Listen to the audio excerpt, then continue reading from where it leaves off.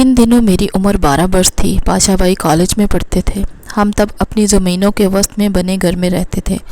अलबत्ता पाशा भाई का ताल्लुक़ अपने गांव से बहुत कम रह गया था, क्योंकि वो शुरू से ही शहर में तालीम हासिल कर रहे थे। वो अभी कम उम्र थे जब ही वालिद साहब ने इनको शहर भिजवा दिया था। प्राइमरी से लेकर कॉलेज तक शहर के तालीमी इदारों में तालीम पाई, सिर्फ छुट्टियों में घर आते थे। मेरा ये भाई सबसे ज़्यादा खूबसूरत और दिलेर था। ज़्यादा वक्त शहर में गुजारने की वजह से वो बिल्कुल शहरी बाबू लगता था। जिन दिनों वो मैट्रिक का इम्तिहान दे रहे थे, वालिद साहब का अपने चचाजाद भाई से ज़मीन के मामले में तनाज़ा हुआ, जिसमें 2 अफराद इनके मारे गए और हमारे भी 2 मज़ारे कत्ल हुए।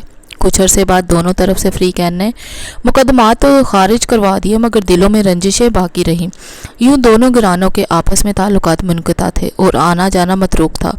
इस वाक़े का इल्म भाई पाशा को नहीं था। वो आसपास के लोगों को भी बहुत कम जानते थे।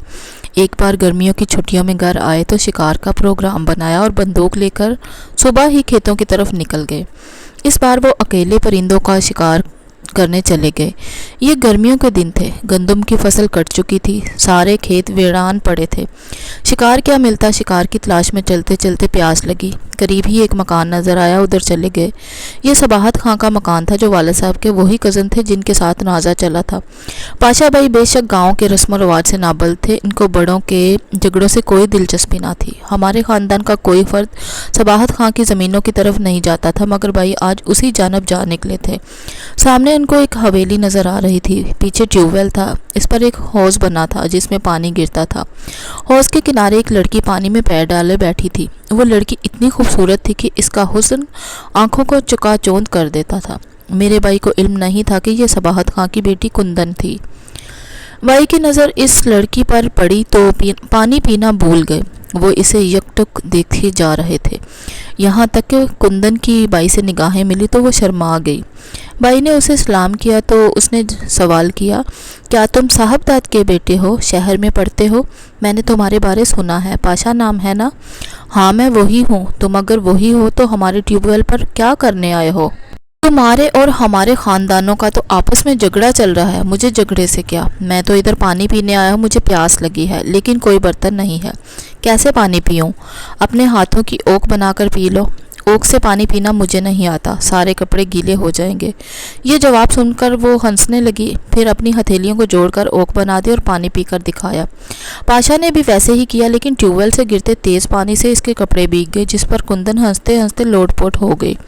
इसकी ये अदा मेरे भाई के दिल में खुब गई। यूँ पहली ही मुलाकात में इन दोनों की दोस्ती हो गई। अब मेरे बड़े भाई का ये रोज़ाना का मामूल हो गया कि वो छोटी बंदूक कंधे पर लटका लेते और सबाहत खां के ट्यूबवेल की तरफ निकल जाते, जहाँ दोपहर को ये दोनों चुपके से मिल लेते थे। जब मुझे गांव की एक लड़की ने ये बात बताई तो पैरों तले से ज़मीन निकलती महसूस होने लगी।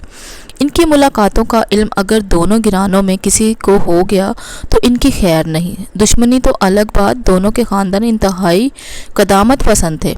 हमारे यहाँ गांव में तो लड़कों को भी इतनी आज़ादी नहीं थी कि वो किसी गैर लड़की की तरफ देखें, लेकिन ये दोनों नाआक़बत अंदेश अपने अंजाम से ही बेपरवाह हो गए थे।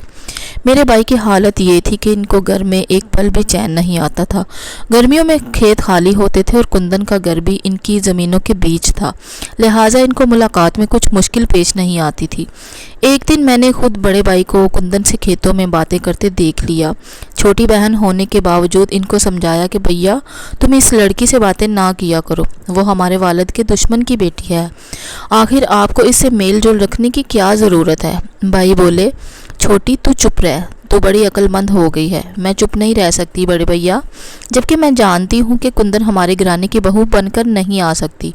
अगर दुश्मनी की बात ना भी होती तब भी ये रिश्ता मुमकिन नहीं था, क्योंकि आपकी मंगनी आलिया से हो चुकी है। वो हमारे चचा की बेटी है और ये पत्थर पर लकीर है।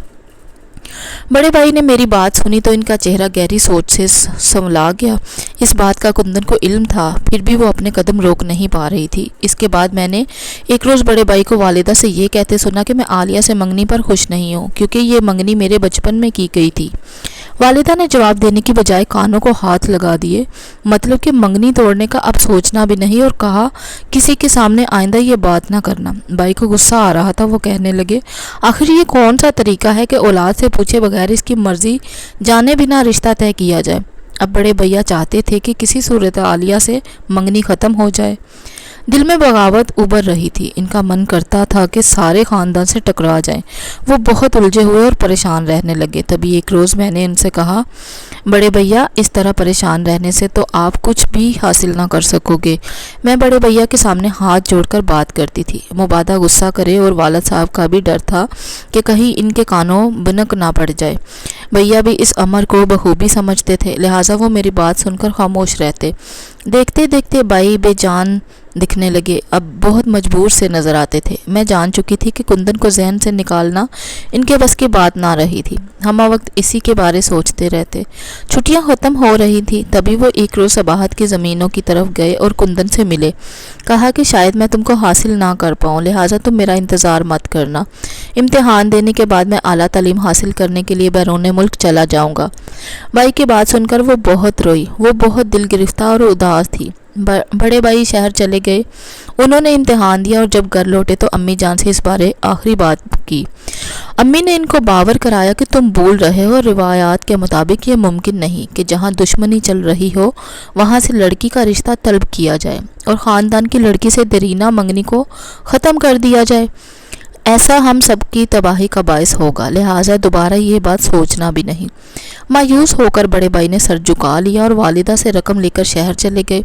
इसके बाद उन्होंने स्टूडेंट वीज़ा के लिए अप्लाई किया और आला तालीम के लिए बैरून मुल्क चले गए।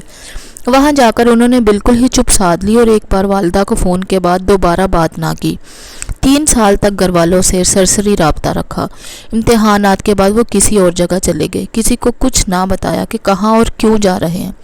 4 साल तक इनका कुछ पता ना चला कि वो कहाँ और किस हाल में है। उन्होंने सोचा होगा कि घर और वतन से दूर जाकर वो जब एक नई दुनिया में चले जाएंगे तो कुंदन को भूल जाएंगे। इसी सबब खुदा जाने कहाँ कहाँ की खाक छानी और वतन ना लौटे।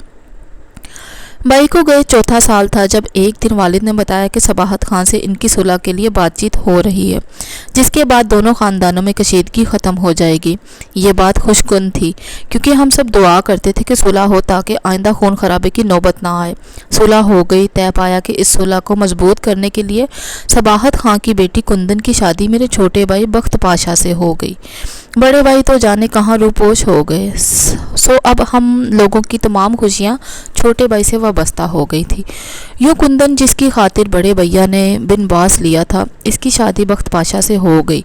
ये सुलह की खातिर फैसला हुआ था और बरादरी की मौजूदगी में मर्दों में हो गया। वालिदा इस मामले बारे कुछ ना बोल सकती थी, शायद यही तकदीर में लिखा था। कुंदन हमारे घर में बहू बनकर आ गई और अब हमारे घर इनकी इज्जत और मेरी भाभी थी। इसने ना जाने कितनी दुआएं की थी कि वो हमारे घर की बहू बने। खुदा ने इसकी दुआएं सुन ली, लेकिन जिसकी दुल्हन बनना चाहती थी उसकी ना बन सकी। बड़े भाई अगर राब्ते में होते या वतन में मौजूद होते तब शायद इन्हीं की मुराद बार आती, मगर वो तो लापता थे और ये इनकी गलती थी। कुंदन पर खुदा जाने क्या बीती होगी, मगर वो मजबूर थी कि इसके वालिद एक सख्त गर बाप थे। वो इनके सामने मुंह नहीं खोल सकती थी। मैं जानती थी अपनी भाभी का दुख, लेकिन मैं भी एक मजबूर लड़की थी। मेरे सीने में एक राज दफन था। इसी राज को किसी के आगे अफशा करने का मुझे हौसला ना था, जबकि एक बड़े दुश्मन से सुलह होने का मामला तय हुआ था। माँ भी इसी सबब से चुप रहीं। छोटे भाई की शादी के 7 वर्ष बाद बड़े भैया ने हमसे राब्ता किया। हम सब बहुत खुश हुए कि वो खैरियत से और ज़िंदा सलामत हैं। ये ख़त उन्होंने सऊदी अरेबिया से लिखा था, जहाँ वो उम्रे के वीज़े पर गए थे। घर वालों ने फ़ौरन राब्ता करके इसरार किया कि घर आ जाओ। तब वो वतन को रवाना हो गए। दिल में तरह तरह के ख्यालात समाये हुए थे। तमाम रास्ता सोचते आए कि खुदा करे कुंदन की शादी ना हुई हो। गरचे ये नामुमकिन बात थी और इनकी मंगेतर आलिया अभी तक गैर शादीशुदा थी। भैया ने यह सोच लिया था कि अगर कुंदन की शादी हो चुकी होगी तो वो इनके इलाके की तरफ ना जाएंगे। इन्हीं ख्यालात में गुम घर पहुंचे। पूरा खानदान इस्तकबाल को पुरजोश और बेकरार था। हर आंख नम थी। मैं खुद भी रो रही थी। ये खुशी के आंसू थे जो इनको मुद्दत बाद देखने से बह निकले थे।